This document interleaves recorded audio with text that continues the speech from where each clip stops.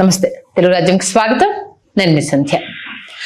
పౌరాణిక చిత్రాల్లో ఒకప్పుడు వాళ్ళ వేషధారణ కావచ్చు, వాళ్ళను దర్శక నిర్మాతలు చూపించిన విధానం కావచ్చు, నిజంగా దేవుళ్ళంటే ఇలానే ఉంటారా, వీళ్ళే దేవుళ్ళ అనే తలపించే విధంగా వాళ్ళను చూపించిన విధానానికి ఆహో ఓహో అనాల్సిందే.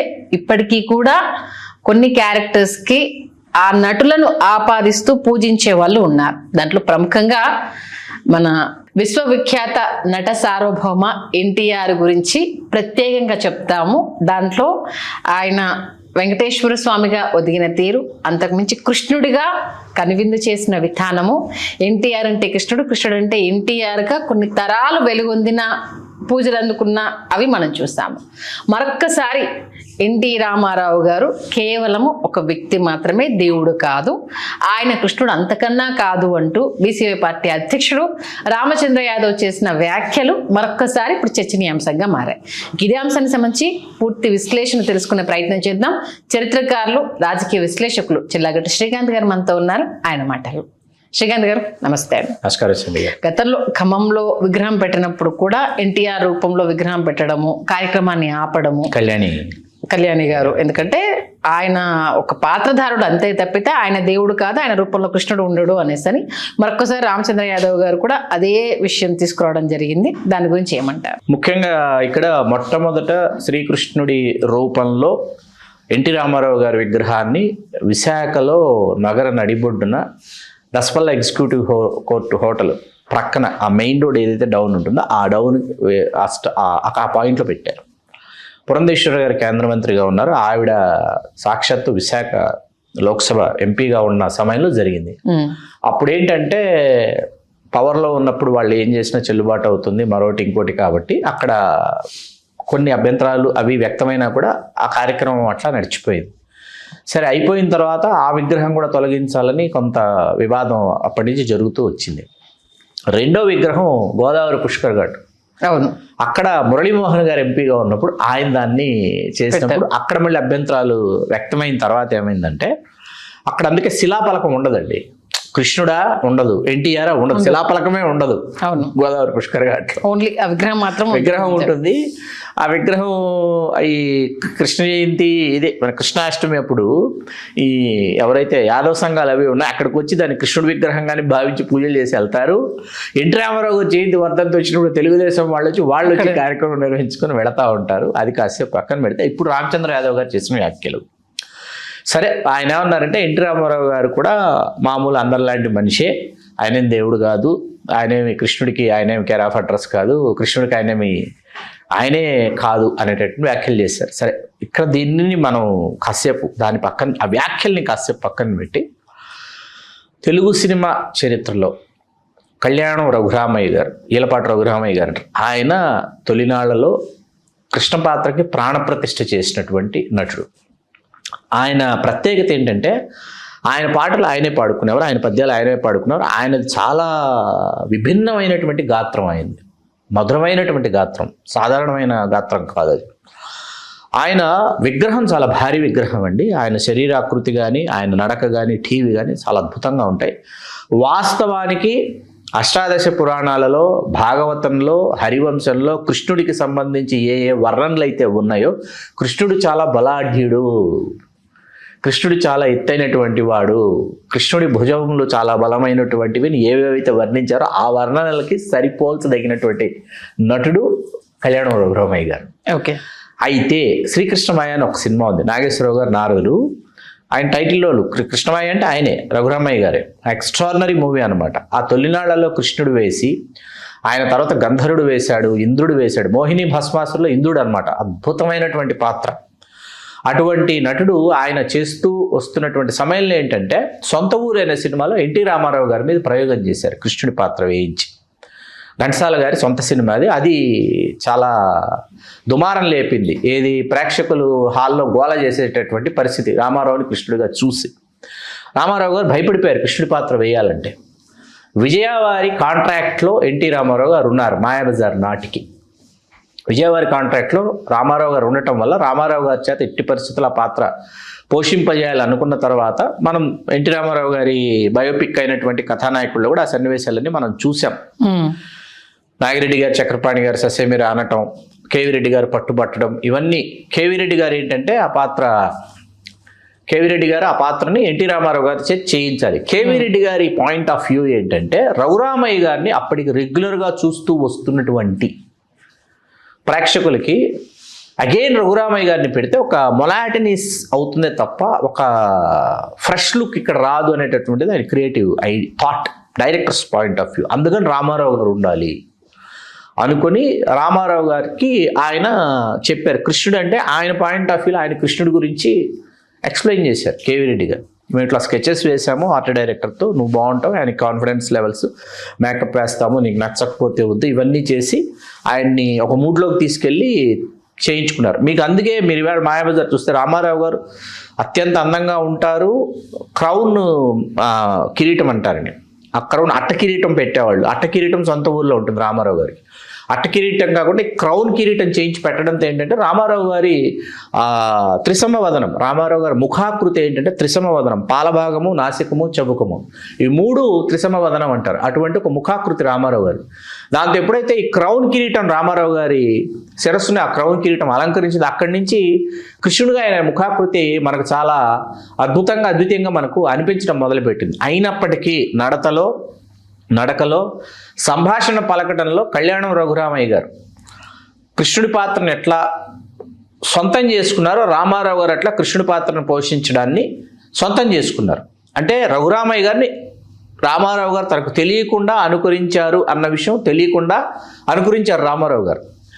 అందుకని మాయాబజార్ ఏమైందంటే కనీ విని ఎరుగని సూపర్ డూపర్ హిట్ కావడంలో ఘటోత్కచుడు ఎంత పాత్ర పోషించాడో, శశిరేఖ ఎంత పాత్ర పోషించిందో, అభిమన్యుడు ఎంత పాత్ర పోషించాడో, లక్ష్మణ కుమారుడు ఎంత పాత్ర పోషించాడో, కృష్ణుడు కూడా అంతే గొప్ప పాత్ర పోషించాడు. పోషించిన తర్వాత అగైన్ ఎన్టీ రామారావు గారు కృష్ణుడు మళ్ళీ 1957లో మాయాబజార్ వస్తే రామారావు గారు మళ్ళీ కృష్ణుడు వేయడానికి అగైన్ కేవీ రెడ్డి గారి డైరెక్షన్లో మళ్ళీ శ్రీకృష్ణార్జున యుద్ధం వరకు ఈ రెండు సినిమాల మధ్య ఇంకొక సినిమా ఉంది, అది శ్రీకృష్ణ రాయబారం. కళ్యాణం రఘురామయ్య గారు మళ్ళీ కృష్ణుడిగా యాక్ట్ చేసిన సూపర్ డూపర్ హిట్ సినిమా. ఇది ఎవరికి తెలియదు, చాలా పెద్ద హిట్ సినిమా శ్రీకృష్ణ రాయబారం. అయిన తర్వాత రఘురామయ్య గారు ఏంటంటే రంగస్థలం మీద రఘురామయ్య గారికి ఉన్నటువంటి డిమాండ్ అంటే ఆయన ఈలపాట, తర్వాత ఈ కృష్ణుడి పాత్ర, కృష్ణుడికి సంబంధించిన చాలా నాటకాల్లో ఆయన పాత్ర పోషణలో ఆయనకు అర్థమైంది. ఎన్టీ రామారావు గారు సినిమాల్లో కృష్ణుడు వేయటం మొదలుపెట్టిన తర్వాత రామారావు గారు స్టార్, రఘురామయ్య గారు స్టార్ కాదు. ఒక స్టార్కి ఎక్కువ డిమాండ్, స్టార్కి ఎక్కువ వాల్యూ ఉంటుంది కాబట్టి తనను తాను ఆయన తగ్గించుకొని రంగస్థలం మీద నా అవసరం చాలా ఉందని రంగస్థలానికి తన శేష జీవితాన్ని అంకితం చేసినటువంటి కళాకారుడు ఈలపాటి రఘురామయ్య గారు, పద్మశ్రీ పురస్కార గ్రహీత కూడా ఆయన. అక్కడి నుంచి రామారావు గారు ఏమైందంటే కృష్ణుడి పాత్ర మీద రామారావు గారు అధ్యయనం చేయడం మొదలుపెట్టి కృష్ణుడికి సంబంధించి ఏ అంశాలని సినిమాల్లోకి తీసుకురావచ్చు ఆలోచించి శ్రీకృష్ణ పాండవేయుల్లో కొంత కథ, ఫుల్ ప్లెడ్జ్డ్గా ఆయన చేసినటువంటి సినిమా శ్రీకృష్ణ అవతారం. నంబర్ ఆఫ్ శ్రీకృష్ణ సత్య ఉంది కేవీ రెడ్డి గారి డైరెక్షన్. శ్రీకృష్ణ సత్యలో కొన్ని కృష్ణుడికి సంబంధించిన కొన్ని అంశాలు, శ్రీకృష్ణ అవతారంలో కొన్ని అంశాలు. కృష్ణ అవతారం చేసిన తర్వాత ఎన్టీ రామారావు గారు కృష్ణుడి పాత్ర తిరిగి పోషించకూడదు అనుకున్నారు. కృష్ణ అవతారంతో పూర్తి అయిపోయింది, ఇంకా చేయకూడదు అనుకున్నప్పుడు కృష్ణావతారం తాలూకు క్రేజ్ ఏదైతే ఉందో, ఇమేజ్ డెవలప్ అయ్యి బిల్డప్ అయిన దాన్ని ఎంఎస్ రెడ్డి గారు దీనిని టు బీ కంటిన్యూడ్ చేద్దాం అనుకొస్తే శ్రీకృష్ణ విజయం అని ఒక సినిమా చేశారు. అందులో పౌండ్రక వాసుదేవుడు అని ఒక పాత్ర, కృష్ణుడు పోలినటువంటి పాత్ర ఒకటి ఉంటుంది. నేనే కృష్ణుడు అని భ్రమించుకుని తిరుగుతూ ఉంటాడు, నాగభూషణం గారు వేశారు.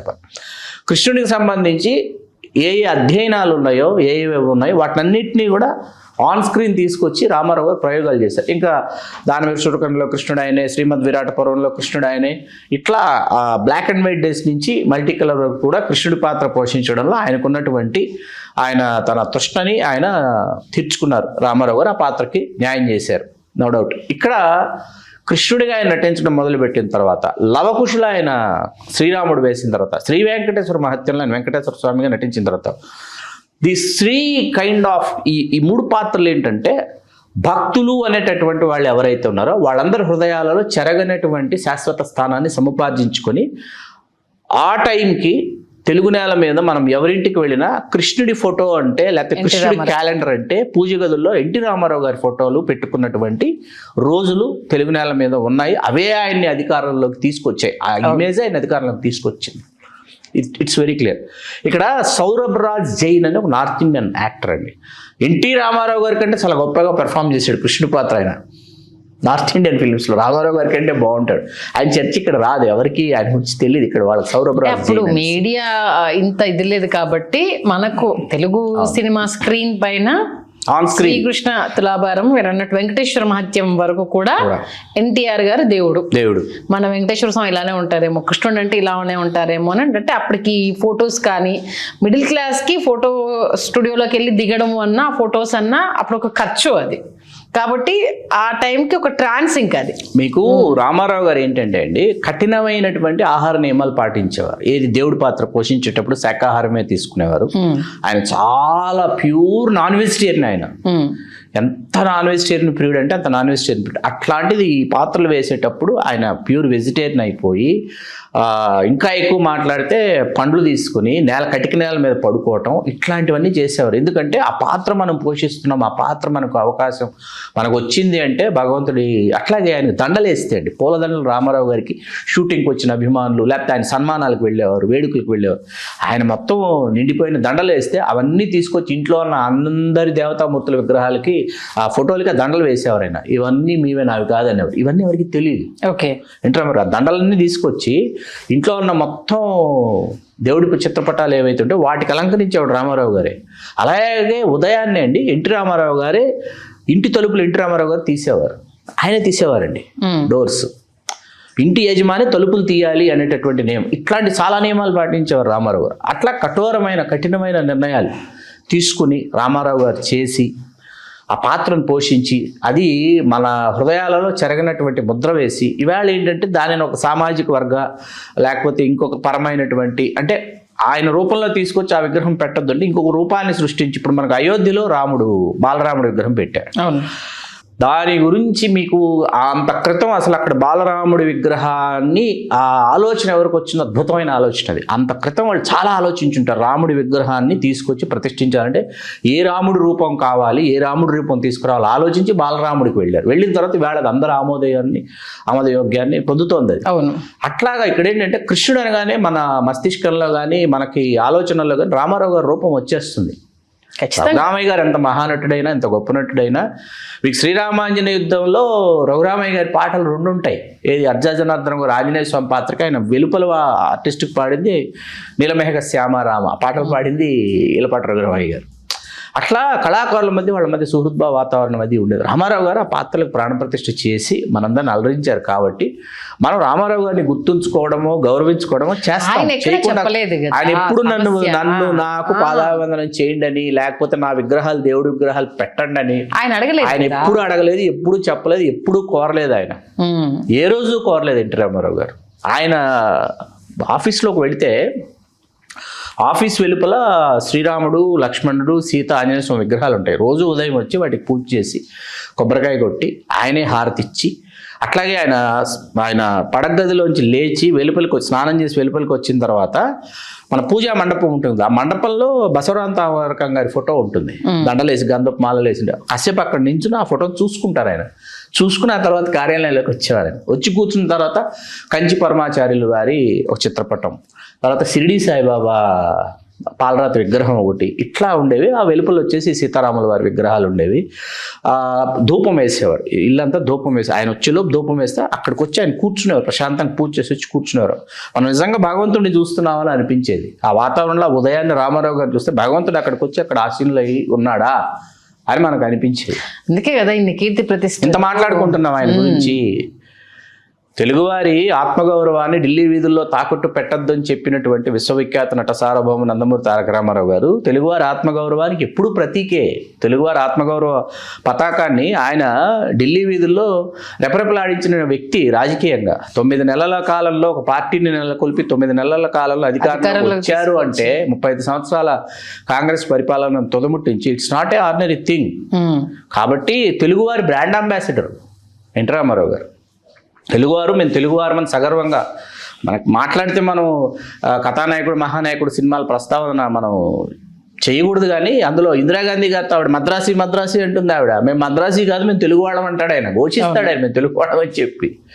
రామారావు గారి తెలుగు గురించి, రామారావు గారి తెలుగు భాష పట్ల తెలుగు సంస్కృతి పట్ల ఉన్న మమకారం గురించి మనం ఇంకా గొప్ప విశ్లేషణ చేయొచ్చు. అంటే ఆయన మామూలు మనిషే. అవును, ఆయన మామూలు మనిషే.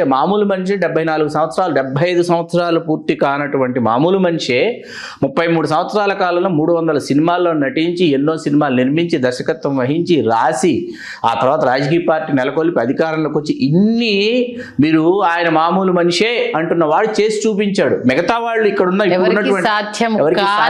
కానిది మెయిన్ అండర్లైన్ చేయాల్సిన పాయింట్, ఎవరికి సాధ్యం కాక మొన్న వచ్చిన మీరు ఎవరికి సాధ్యం కానీ తెలుగు రికార్డులను కావచ్చు, రాజకీయ రికార్డులను తిరగరాసిన వ్యక్తి. అంటే నిజంగా నిన్న కాకుండా వచ్చిన వాళ్ళ ఆ విశ్లేషిస్తూ ఉంటే బాధ అనిపిస్తుంది. చాలా చాలా చాలా ఆయన ఎన్ని అసలు ఉదయం 2:30 గంటలకు ఎవరైనా లేవగలరా అండి? 2:30 గంటలకి సినిమా కళాకారుడిగా 2:30 గంటలకే లేచేవాడు ఆయన. రాజకీయ నాయకుడిగా కూడా 2:30 గంటలకే లేచి 2:30 గంటల నుంచి మొదలుపెట్టి ఆయన తయారయ్యి వెలుపలికి వచ్చి ఆయన కూర్చుని ఐఏఎస్, ఐపీఎస్, ఐఎన్పిఆర్, తర్వాత ఐఆర్ఎస్ ఆఫీసర్స్ అందరూ వచ్చి ఆయనతో ఇంటరాక్ట్ అయ్యి 10 గంటలకు పరిపాలన పూర్తి అయిపోయేది రామారావు గారి ఇంట్లోనే. 10 గంటలకు ఉదయం మొత్తం ముఖ్యమంత్రి పరిపాలన పూర్తి అయిపోయేది.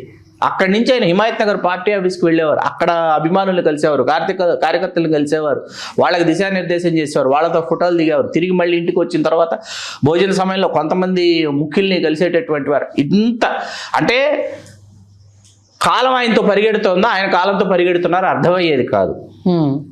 అటువంటి ఊహాతీత అద్భుతాలన్నీ ఆయన తెలుగు నేల మీద ఆయన చేసి చూపించేసినటువంటి అద్భుతాలు ఇవన్నీ. ఆయన లేకపోయినా ఆయన గురించి ఇంకా చర్చ. ఇప్పుడు ఎన్టీఆర్ గారు కావచ్చు, వైఎస్ రాజశేఖర రెడ్డి కావచ్చు, దివంగతులైనా కూడా ఇప్పటికీ తెలుగు రాష్ట్ర రాజకీయాల్లో వారి ముద్ర గురించి మాట్లాడుతున్నారు, వాళ్ళ ఉనికి గురించి మాట్లాడుతున్నారంటే ఇంతకు మించి విజయం ఇంకేం కావాలి చెప్పండి. సీరియస్లీ అద్భుతం, అద్భుతం నిజంగా. ఎందుకంటే వాళ్ళు లేరు, అయినా సరే వాళ్ళ ప్రస్తావన లేకుండా తెలుగు రాష్ట్ర రాజకీయాలు ముందుకెళ్ళటం లేదు. అది వాళ్ళ చరిత్ర, వాళ్ళ ఘనత. కాబట్టి ఈ క్వశ్చన్ చేసిన వాళ్ళు ఆలోచించుకుంటే సరిపోతుంది, ఆత్మపరిశీలన వాళ్ళు చేసుకోవాలి.